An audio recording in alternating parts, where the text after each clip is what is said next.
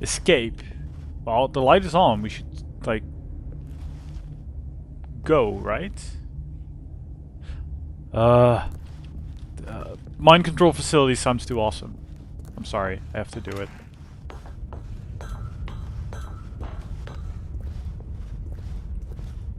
Mind control. The lights rose on an enormous room packed with television screens. What horrible secret did this place hold? Stanley thought to himself. Did he have the strength to find out? Well, yes. Yes, I will walk over here. And then to that platform, probably. Cameras! Now the monitors jumped to life, their true nature revealed.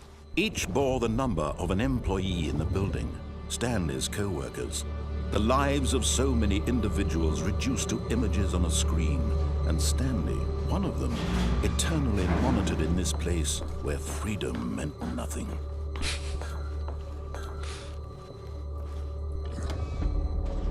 This mind control facility, it was too horrible to believe. It couldn't be true.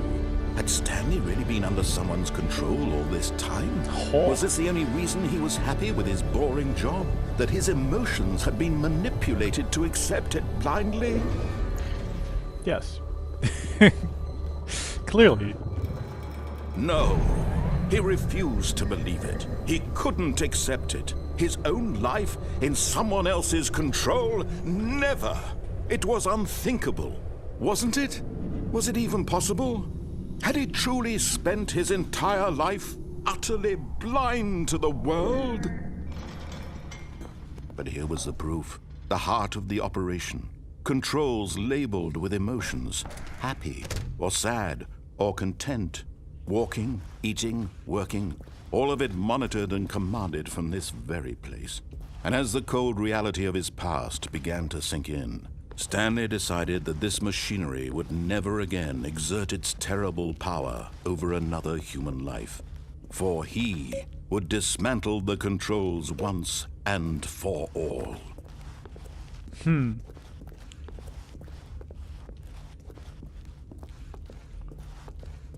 What's this then?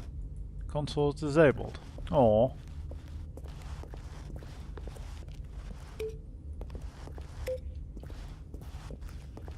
Well, let's see what's up here then. 5? Are we gonna have to do a waiting input? Okay. Mind control systems. Mind control systems what? T-Max Jew? No activity sound? CX2X? And when at last he found the source of the room's power, he knew it was his duty, his obligation, to put an end to this horrible place and to everything it stood for. Oh, Stanley, you didn't just activate the controls, did you? After they kept you enslaved all these years, you go and you try to take control of the machine for yourself. Is that what you wanted? Yes. Control? Yes. Oh, Stanley, I applaud your effort, I really do. But you need to understand, there's only so much that machine can do. You were supposed to let it go, turn the controls off, and leave. If you want to throw my story off track, you're going to have to do much better than that.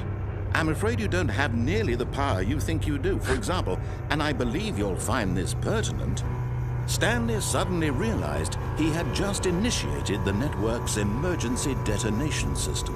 In the event that this machine is activated without proper DNA identification, nuclear detonators are set to explode, eliminating the entire complex. How long until detonation then? Let's say 2 minutes. Now this is making things a little more fun, isn't it, Stanley? It's your time to shine. You are the star. It's your story now. Shape it to your heart's desires. Oh, this is much better than what I had in mind. What a shame we have so little time left to enjoy it. Mere moments until the bomb goes off. But what precious moments each one of them is. More time to talk about you, about me, where we're going, what all this means. I barely know where to start. Oh, this is fantastic. You'd like to know where your co-workers are? A moment of solace before you're obliterated? All right, I'm in a good mood. You're gonna die anyway. I'll tell you exactly what happened to them. I erased them. I turned off the machine. I set you free. Of course, that was merely in this instance of the story. Sometimes when I tell it, I simply let you sit there in your office forever, pushing buttons endlessly and then dying alone. Other times, I let the office sink into the ground, swallowing everyone inside, or I let it burn to a crisp. Yeah, I have to can't say jump this, though, indeed. This version of events has been rather amusing. Watching you try to make sense of everything and take back the control wrested away from you, it's quite rich. I almost hate to see it go. But I'm sure whatever I come up with on the next go-around will be even better. My goodness, only 34 seconds left. But I'm enjoying this so much. You know what? To hell with it. I'm going to put some extra time on the clock. Why not? These are precious additional seconds, Stanley. Time doesn't grow on trees. Oh dear me, what's the matter, Stanley? Is it that you have no idea where you're going or what you're supposed to be doing right now? Yeah. Or did you just assume when you saw that timer that something in this room was capable of turning it off? Yes. I mean, look at you. Running from button to button, screen to screen, clicking on every little thing in this room. These numbered buttons, no, these colored ones. Or maybe this big red button, or this door. Everything, anything, something here will save me. Why would you think that, Stanley? That this video game can be beaten? Won? Solved?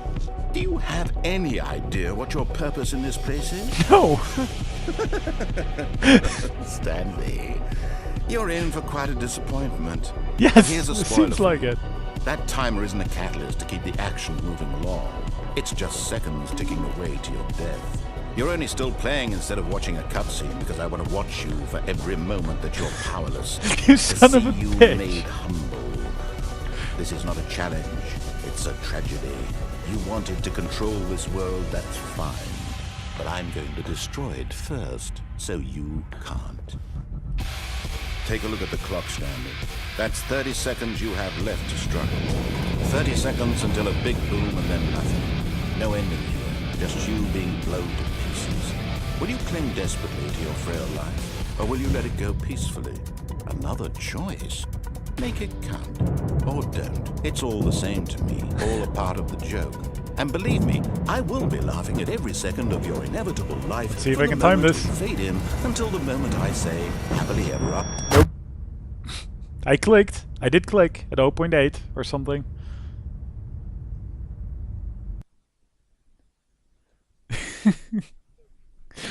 Oh man. This game's got me. Clicking at every button, running around, yep. Did all of that. Totally thought there would be some way. That's fantastic.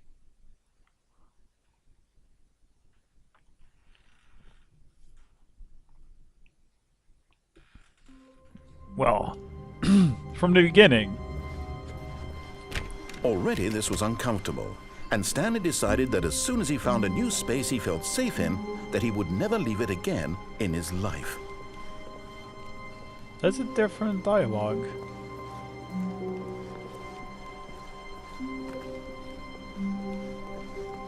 When Stanley came to a set of 2 open doors, he entered the door on his left. Fine. Let's do it this time. It's the same exact corridor, isn't it? Yet there was not a single person here either. Feeling a wave of disbelief, Stanley decided to go up to his boss's office. Coming to a staircase, Yeah, but I'm just Stanley gonna walked speed through upstairs it to until his we get to boss's the point where office. we just were. I think. 2845? Stepping into his manager's office, Stanley was once again stunned to discover not an indication of any human life. Stanley was in such a rush to get through the story as quickly as possible, he didn't even have a single minute to just let the narrator talk. Nope. That kind of anxiety isn't healthy, so he relaxed for a few moments with some calming New Age music. Oh, that is fantastic that they account for that. Oh man. Yep. Feeling soothed and rejuvenated, Stanley calmly walked forward into the opened passageway. I love this thing already. I didn't see the shortcut down, apparently. Because I took the other path now.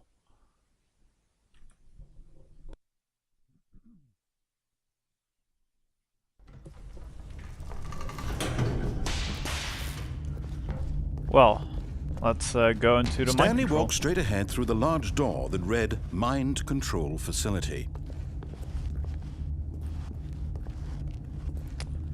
No, let's escape. Fuck him. Although this passageway had the word escape written on it, the truth was that at the end of this hall, Stanley would meet his violent death. Cool, let's go. Yep. The door behind him was not shut. Stanley still had every opportunity to turn around and get back on track. But he won't. At this point, Stanley was making a conscious, concerted effort to walk forward and willingly confront his death. Yep. Just kill me. What is going to be down there? It definitely looks like a black hole, so let's die. Ooh, that's quite deep.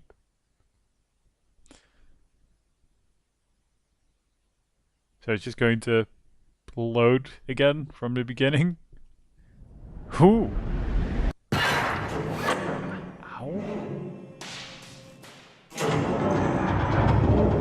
As the machine whirred into motion and Stanley was inched closer and closer to his demise, he reflected that his life had been of no consequence whatsoever.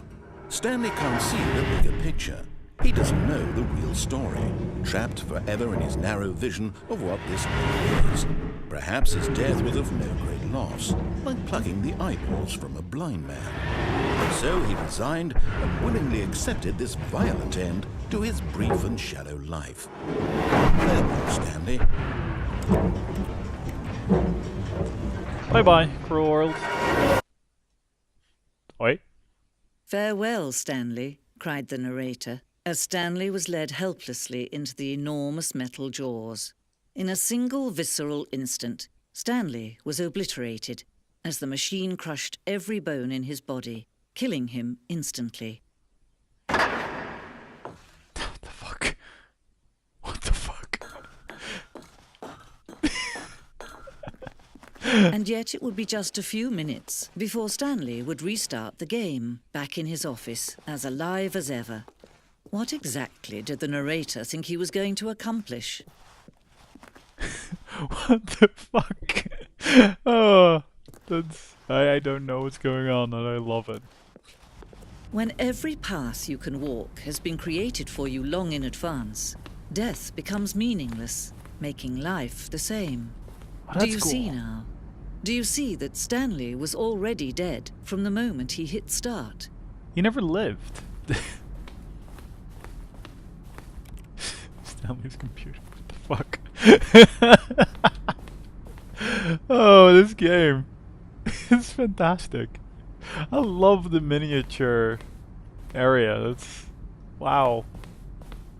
Yep. Office layout. The blueprint shows the office from the beginning of the game. The path from Stanley's office to the two doors was the first part of the game that was built.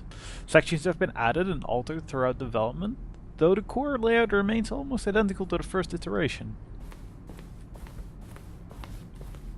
Yeah, I do see some changes. They're small, but you know. So what did this say? Nature paintings. Well, what was I expecting? God damn it. This is like the humor of shit that I would pull. I really should be like, you know, expecting that at this point. The Office.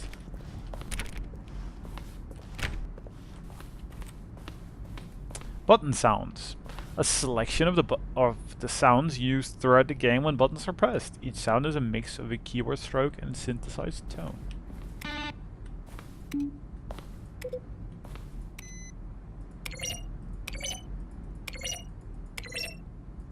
It's a different one.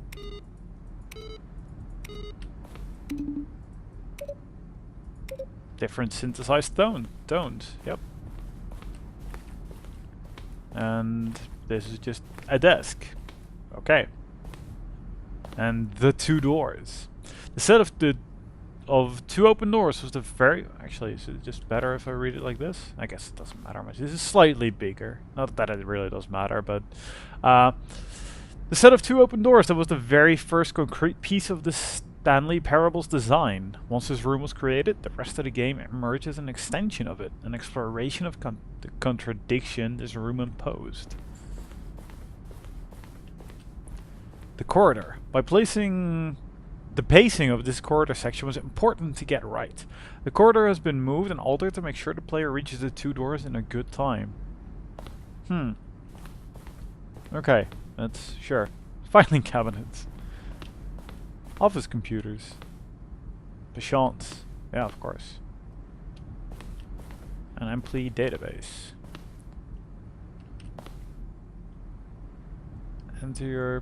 Please enter your command. Print employee status. Printing total employees a lot. Total employees in office 2. 2. So there are 2 employees in office. See, that's interesting, because that means that you're not alone. Okay, so the credits made using Source by Valve. Okay. I'm not gonna like read all those names, it's a bit much. The office. The maintenance room. I want to go down there. Early version of the maintenance room. Larger words! Can't see the images because of all this text. If someone could just get rid of the text, maybe then I could just see what the game is about. Words. The point of the Stanley Parable HD remix is to lose. Or it is to win. Nobody knows. There are screenshots of Stanley Parable HD remix. Ooh. More endings, fewer endings, more narrators, fewer narrators, more Stanley and less Stanley. Am I going crazy? Maybe it isn't the same image. Was that clock there before? I don't remember. How do I go back? Can you check for me? Greenlight. In September 2012, we submitted the Stanley Parable to Greenlight, Valve's process of approving games for Steam. The Greenlight page had only a series of cryptic photos, which were still enough to win the community's approval. And I know why. Ooh. Warzone. Early in development, we designed an ending where Stanley would end up in a battlefield fighting aliens. The action game would become sentient and would wage war against the narrator. We realized shortly after starting to build it that it was far too jokey and on the nose for the tone of the game. Plus, some people interpreted it as making fun of people who like shooters, which was not our intention. See, that's just funny. It is totally funny.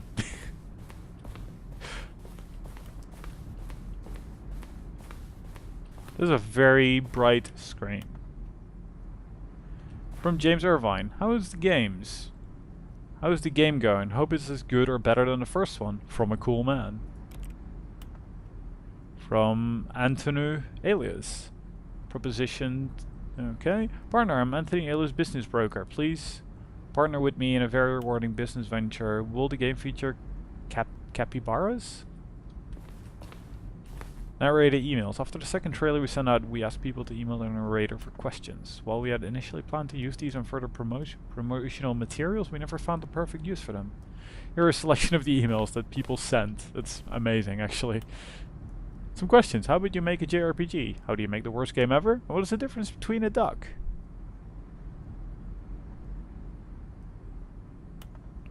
Dear narrator, how do you stay in shape? Sincerely, Michael "The Rock" Martin. Okay. I have burning questions. For instance, on the scale of Max Ernst to Salvador Dali, how surreal will this game be? Were you born with a magnificent voice, or... Okay. Wong Yong.